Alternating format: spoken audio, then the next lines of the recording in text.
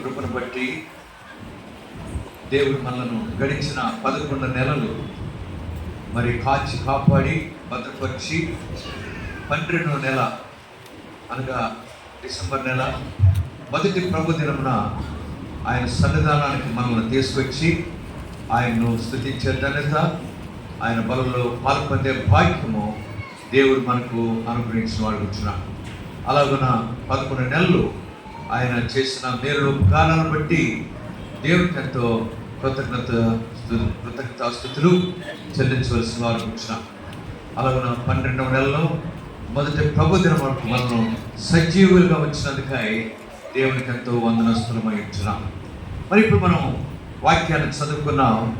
ఎస్తేరు గ్రంథం 9వ అధ్యాయం 1వ వచనంలో 2వ లైన్లో అదారు అను 12వ నెల, అదారు అను 12వ నెల. యూదుల క్యాలెండర్లో అదార్ అనేది 12వ నెలగా ఉంటాం. అదారు అనేది 12వ నెల, 12వ మాసం.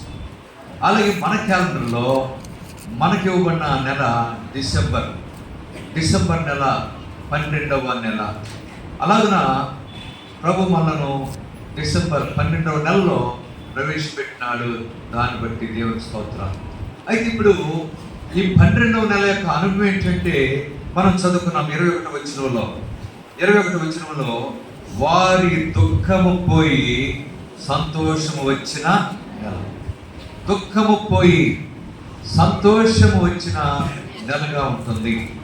అలాగన మన జీవితాల్లో కూడా గడిచిన 11 నెలలు ఎన్నో దుఃఖకరమైన పరిస్థితులు, వేదనకరమైన పరిస్థితులు, ఎన్నో సమస్యలు, కష్టాలు, బాధలు, పరీక్ష పరిశోధనలు అనేకముగా మనం ఎదుర్కొంటూ వచ్చాం ఈ 11 నెలల్లో. ఆ తర్వాత మనను దేవుడు 12వ నెల డిసెంబర్ నెలలో ప్రవేశపెట్టాడు. ఎప్పటికీ 7వ దినంలో మనం ప్రవేశపెట్టాడు. అలా 6 దినాలు మన జీవితాల్లో ఆయన కాపాడుతూ వచ్చాడు. ఈ 12వ నెల అనేది చాలా సంతోషకరమైన నెలగా ఉంటాం. ఎన్ని దుఃఖాలు, ఎన్ని బాధలు, ఎన్ని శ్రమలు, ఎన్ని కష్టాలు, అన్ని పరీక్షలు ఉన్నప్పటికీ వాటన్నిటిని మర్చిపోయి మరి 12వ నెలలో సంతోషముగా ప్రవేశించే ధన్యత మనకు అనుగ్రహించబడింది. అలాగున సాధారణంగా మరి సంవత్సరంలో 11 నెలలు ఉన్న పరిస్థితి వేరు, 12వ నెల డిసెంబర్ నెలకు ఉన్న పరిస్థితి వేరు.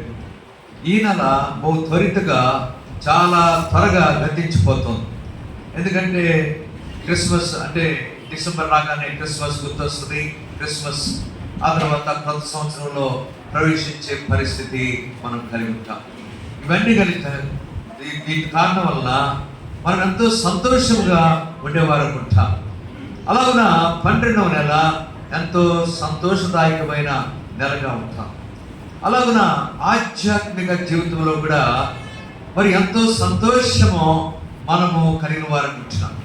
అలాగన ఎన్ని దుఃఖకరమైన పరిస్థితులున్నా, ఎన్ని సమస్యలున్నా, ఎన్ని అనారోగ్య పరిస్థితులున్నా, ఎన్నో రీతిలుగా మనల్ని బాధ పెట్టే పరిస్థితులు ఉన్నప్పటికీ వాటన్నిటిని మర్చిపోయి 12వ నెలలో ప్రవేశించి సంతోషముగా గడిపే ధన్యత దేవుడు మనకు అనుగ్రహించి వాడుకుంటున్నాడు. అలాగున సంతోషము అనే అనుభవంలో మనము కొనసాగాలి. అలాగున మరి 12వ నెలలో సంతోషము అనే వర్తమానం దేవుడు మనకు అనుగ్రహిస్తూ ఆధ్యాత్మిక అనుభవాలు కలిగిన ద్వారా నిజమైన సంతోషాన్ని మనము కలిగిన వారు ఉంటాం. అందువల్ల బైబిల్లో కొన్ని సంతోషాలను మనం జ్ఞాపకం చేసుకుందాం. కనుక ఈ మాట మనం చదువుకున్నాం. 21వ వచనం, వారి దుఃఖము పోయి సంతోషము వచ్చిన నెల అనియు. దుఃఖము పోయి సంతోషము వచ్చిన నెల కనుక సంతోషకరమైన అనుభవంలో మనం కొనసాగం. అలా 2025 ముగించి 2026లో ప్రవేశించే ధన్యత దేవుడు మనకు అనుగ్రహించబోతున్నాడు. అలాగున సంతోషముగా మనము ఈ నెలలో గడపవలసిన వారు. ఎలాంటి సంతోషం? బైబిల్లో ఉన్న సంతోషాలు మనం జ్ఞాపకం చేసుకుందాం. వాటిలో ఉన్న ఆధ్యాత్మిక లక్షణాలను మనం జ్ఞాపకం చేసుకుని ఆ తర్వాత ఆయన బలంలో మనము పాల్పొందుగా. చూడండి, మొదటి సంతోషము లూకాసు వార్త 2వ అధ్యాయం. లూకాసు వార్త 2వ అధ్యాయం 10వ వచనం. ఎలాంటి సంతోషమో మనం జ్ఞాపకం చేసుకుందాం. లూకాసు వార్త 2వ అధ్యాయం 10వ వచనం. 51 క్రొత్త నిబంధనలో పేజ్ నంబర్ 51. లూకాసు వార్త 2వ అధ్యాయం 10వ వచనం. అయితే ఆ దూత, భయపడకుడి, ఇదిగో ప్రజలందరికీ కలుగు మహా సంతోషకరమైన సువర్తమానం నేను మీకు. కనుక మొదట మహా సంతోషం. కనుక డిసెంబర్లో ఆధ్యాత్మిక అనుభవంగా మహా సంతోషం. ఏంటి మహా సంతోషం? ఈ మహా సంతోషంలో ఉన్న ఆధ్యాత్మిక అనుభవం ఏంటి అంటే 11వ వచనం. దావీదు పట్టణమందు నేడు రక్షకుడు మీ కొరకు పుట్టినాడు, ఈయన ప్రభు అయిన క్రీస్తు. కనుక మహా సంతోషము అనే అనుభవంలో మరి బయటకు వచ్చే విషయం ఏదంటే రక్షణ. మహా సంతోషకరమైన సువర్తమానం, రక్షణ వర్తమానము మనకు అనుగ్రహించబడి.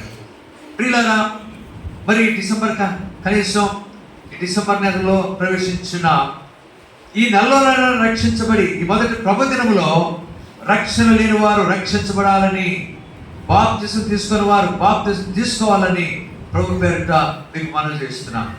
ఎన్నో రీతిలుగా ప్రార్థన చేస్తున్నాం రక్షణ లేని వారి కొరకు. ఎన్నో రీతిలుగా ప్రార్థన అంశాలు వస్తున్నాయి రక్షణ లేని వారి కొరకు, మారు మనసు లేని వారి కొరకు. ఇంకా నీ జీవితంలో రక్షించబడకపోతే, యేసు ప్రభువును హృదయంలో చేర్చుకోకపోతే, ఆయన్ను రక్షకుడుగా అంగీకరించి మారు మనసు పొందకుండా ఉంటే, నేటి దినమున రక్షించబడి తీర్మానం చేసుకుని ఆయన యందు నిజమైన సంతోషము, మహా సంతోషము అనుభవించాలని ప్రభు పేరిట మీకు మనవి చేస్తున్నాను. ఆ తర్వాత బాప్టిజం కూడా తీసుకోవాల్సిందిగా ప్రభు పేరిట మనవి చేస్తున్నాను. ఇంకా ఎవరైనా పెద్దవారు, యవనస్తులు రక్షణ తీర్మానం లేకుండా ఉంటే, బైబిల్లో రాయబడిన మాట, ఇదే మిక్కిలి అనుకూల సమయం, నేడే రక్షణ. ఎంత గొప్ప రక్షణ! నిర్లక్ష్యం చేసిన ఎలాగో తప్పించుకుంటాం. దినాలు భయంకరంగా ఉన్నాయి. మరి సామెతలు 27:1 ఒక మాట ఉంది. సామెతలు 27 అధ్యాయం 1 వచనం. రేపటి దినమును గూర్చి అతిశయపడకము, ఏ దినమున ఏమి సంభవించునో ఎవరికి. ప్రియులారా, నిజమే, ఏ దినమున ఏమి సంభవించునో ఎవరికి తెలియదు.